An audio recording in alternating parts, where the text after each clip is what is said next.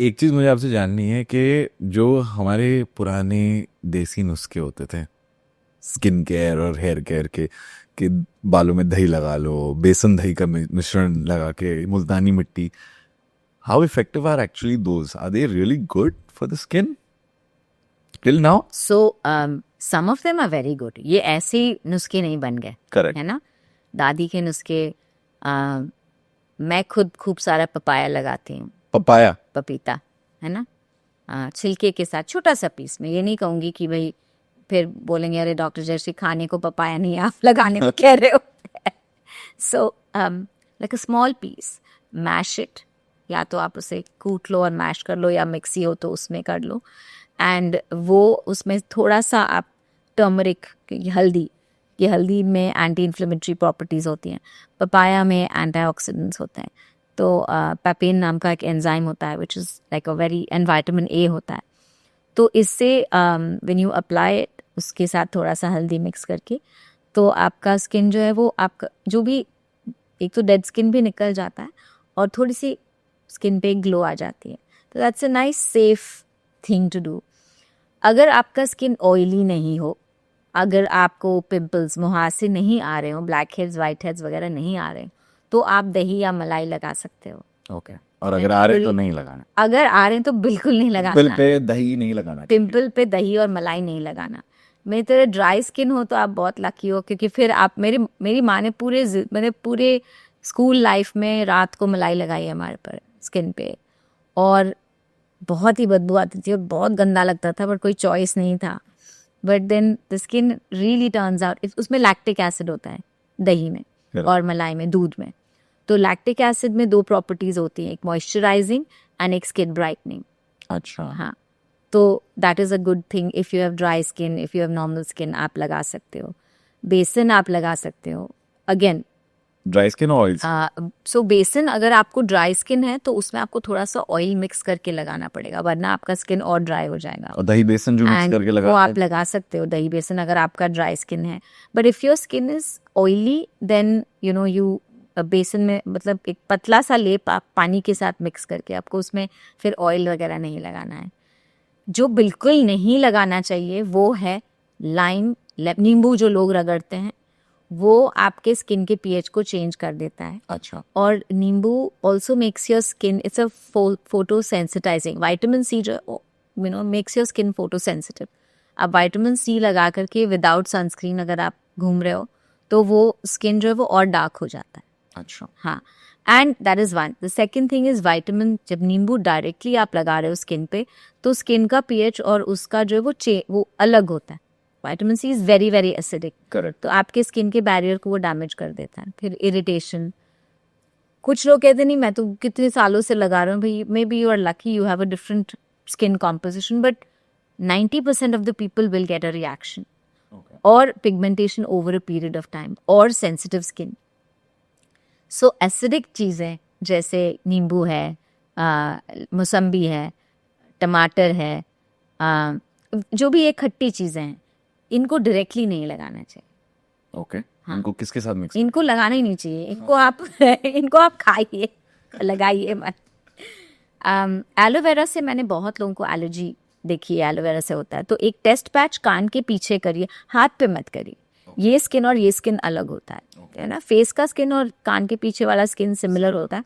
तो वहाँ पर आप एक भले ही टेस्ट पैच कर लीजिए और फिर देखिए, अगर आप आधे घंटे में 1 घंटे में आपको कोई रैश नहीं हो रहा है, तो आप एलोवेरा लगा सकते हो. उसमें अच्छे wound healing and moisturising properties होती हैं. फिर आप ओट्स लगा सकते हो, ओट्स एंड राइस. तो इसे एक हल्का सा पीस के, इसका जो रफ, थोड़ा मतलब महीन नहीं पीसना है, हल्का सा उसे क्रिस्टल जैसा रफ रहना है, वो एक आपके लिए अच्छा स्क्रब बन जाता है. ऑयली स्किन है तो पानी मिक्स करके, ड्राई स्किन है तो फिर दूध मिक्स करके आप लगा सकते हो. It's a nice scrub to use. तो देयर आर ये घरेलू नुस्खे काम करते हैं. जी जी. बट थोड़ा सा केयरफुल रहना. अगर आपका स्किन सेंसिटिव है, फ्लेकी है, ड्राई है, तो फिर घरेलू नुस्खे से थोड़ा दूर ही रहिए. हाँ. और अगर आप बहुत मतलब रेगुलरली करते हो, आपने मुल्तानी मिट्टी कही, उससे स्किन बहुत ज़्यादा ड्राई हो जाता है.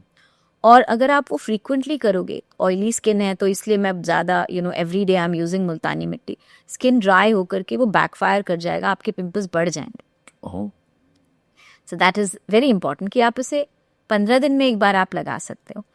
एंड ऑयली स्किन है तो आपको बहुत, जितने भी ऑयल बेस्ड चीज़ें हैं उनको नहीं लगाना चाहिए. So that you have to be careful. So what skin type is better, oily और ड्राई, जो मेंटेन करने में ज़्यादा आसानी होती है? Oily is definitely easier. Easy. Yeah, easier.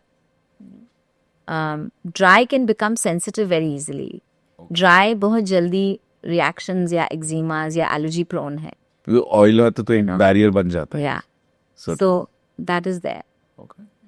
And आपके lines and wrinkles and pores जल्दी ओके, अगले 10 सालों में आप डर्मेटोलॉजी का फ्यूचर क्या देखती है? बेहतर ही होता जा रहा है, क्योंकि लोगों को स्किन के बारे में अवेयरनेस आजकल बहुत बढ़ गया है, स्किन का अवेयरनेस. तो हर कोई अपने स्किन का मतलब they want to take care of their skin, है ना. तो जब मैंने प्रैक्टिस शुरू करी थी इन द ईयर 2000, तो बहुत कम मेल्स तो आते ही नहीं थे अनलेस उनको कोई फंगल इन्फेक्शन हो या कोई कोई ऑटो इम्यून डिजीज़ या एक्जिमा हो.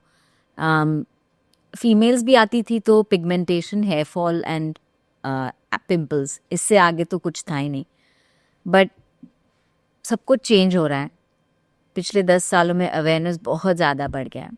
कोविड के बाद तो मेरे ख्याल से लीप हो गया है ऑलमोस्ट 10 टाइम्स, है ना. सबको अब पता है कि स्किन जो है ज़रूरी नहीं है कि आपको कोई डिसऑर्डर हो, कोई डिजीज़ हो, वैसे भी स्किन का ख्याल रखना बहुत ज़रूरी है. तो it's a booming field. And मेरे पास आज की तारीख में I would say if not less at least 50% males and 50% females come to my clinic, है ना. पहले ऐसा नहीं था. पहले तो रेशियो 1:10 था. अब 50-50 इज़ लाइक अ लॉट. उसके बाद लोग आते मेरे पास, जैसे कुछ सम मैन विल कम, कोई एक्ने के लिए आ गया, कोई हेयर फॉल के लिए आ गया, और मैंने अपना like a typical doctor prescription diet वगैरह जो भी है बता दिया, प्रिस्क्रिप्शन भी दे दी. Then they actually look at me and I am like yes but doc can I do something every month, and it's फिर यू फील कि wow, like do what, no some hydrofacial something. And मुझे बहुत अच्छा लगता है जब ये main, females तो कर ही रही थी पहले से, but men coming in and saying I want to do this for myself, it's very neat. It's a good feeling. Females also are now coming out of their shell and trying to do treatments also beyond just facial. Okay. Like पहले क्या था, all aunties and mummies were going to parlors to do facials. Now they look at it as no, we want to do something more scientific, जिससे कि long term benefits हो, है ना. तो facial से बहुत शॉर्ट टर्म बेनिफिट होता है आपका, आपके ब्लैक हेड्स निकल जाते हैं, आपका स्किन ग्लो करता है 1 हफ्ते 2 हफ्ते के लिए. एंटी एजिंग तो नहीं होता है, बट आप कुछ उसकी जगह एक ग्लाइकोलिक पील कर लो, या एक PRP ट्रीटमेंट कर लो, या एक रेडियो फ्रीक्वेंसी ट्रीटमेंट कर लो. I am not saying do it at 20-30, I am saying after 35, है ना. तो आपको वो नौबत नहीं आएगी to do heavy duty stuff, क्योंकि आपने पहले से ही प्रिवेंशन करा हुआ है. So I think it's booming. It's even the skin care cosmetic industry is booming. The skin care products वगैरह मतलब इतने आ गए, फ्लडेड है मार्केट में.